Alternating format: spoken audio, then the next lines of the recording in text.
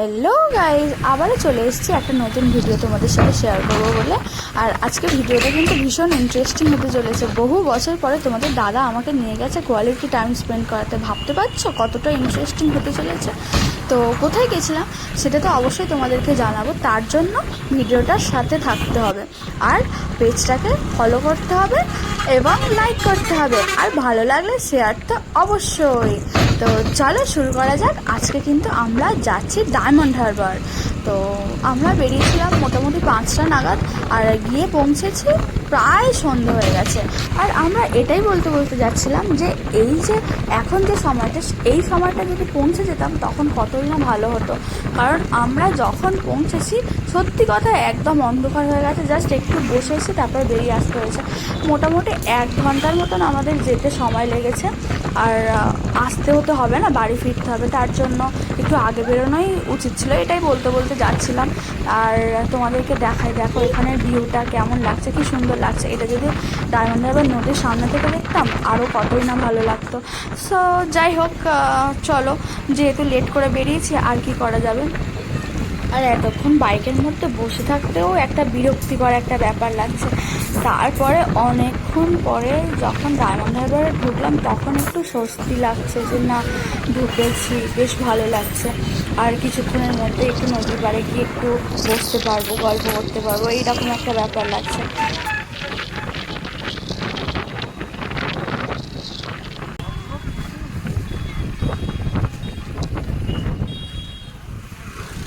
দেন আমরা যখন ডায়মন্ড হারবারে ঢুকলাম দেখছি প্রচুর ভিড়।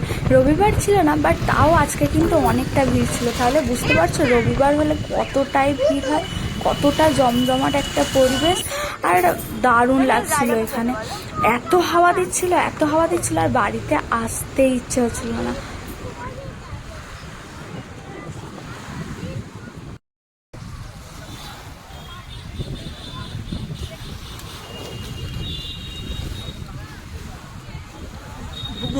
এদিকে দেখাও।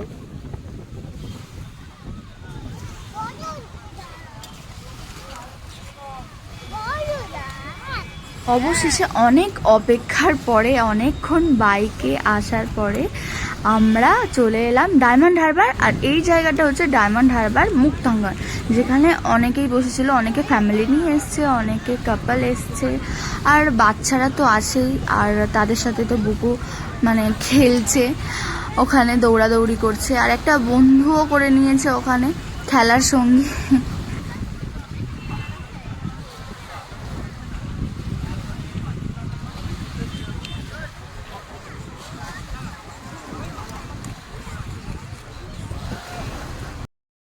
এদিকে তাকাও।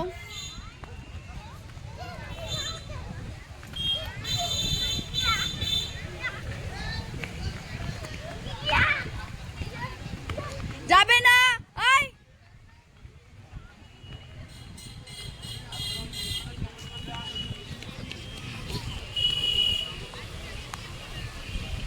মোটামুটি আমরা ঘন্টাখানেকের মতন বসেছিলাম, আড্ডা দিলাম, হাওয়া খেলাম, তো বেশ ভালোই লাগছিল। কিন্তু বাড়ি যেতে আর কার ইচ্ছা হয় বলো, বাড়ি যেতেও ইচ্ছে হচ্ছিল না।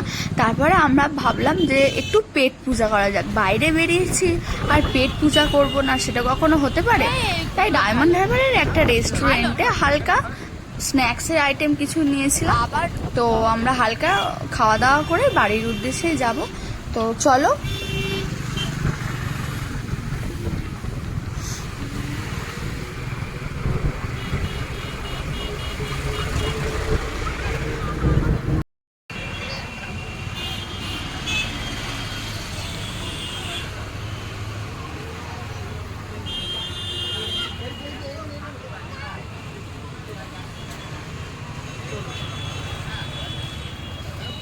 তারপর আমরা একটা রেস্টুরেন্টে চলে এলাম। রেস্টুরেন্টের যে ডেকোরেশনগুলো করা আছে সেগুলো কি ভালো লাগছে দেখতে, আর পুরো ওপেন রোডটা দেখা যাচ্ছে, তো আরোই ভালো লাগছে।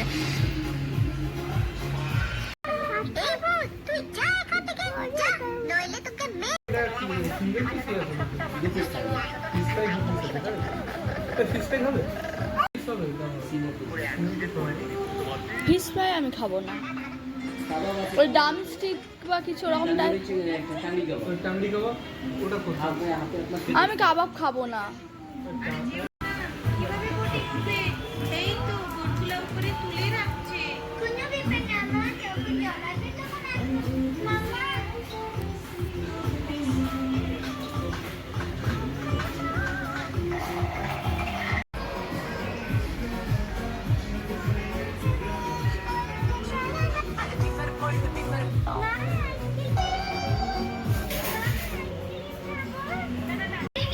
অনেকক্ষণ ডিসাইড করার পরে আমরা কাবাব আর চাউমিনটাই নিয়েছিলাম। কাবাবটা ওর পছন্দ ছিল তাই আমি নিয়েছিলাম, আর চাউমিনটা আমার পছন্দ ছিল তাই ও খেয়েছিল।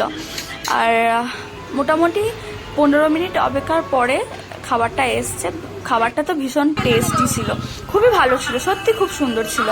আর তারপরে আমরা চলে এসেছি আমতলায় মঞ্জিনিসের মা বাড়িতে ছিল, মায়ের জন্য কিছু স্ন্যাক্সের আইটেম নেব, তাই মন্দিরে ঢুকে গেছি।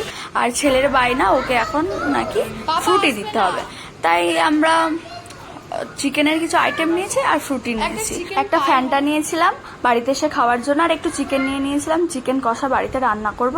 আর ভিডিওটা কেমন লাগলো সেটা কিন্তু কমেন্ট করে জানিও, ভালো লাগলে পেজটাকে ফলো করে দিও। টাটা।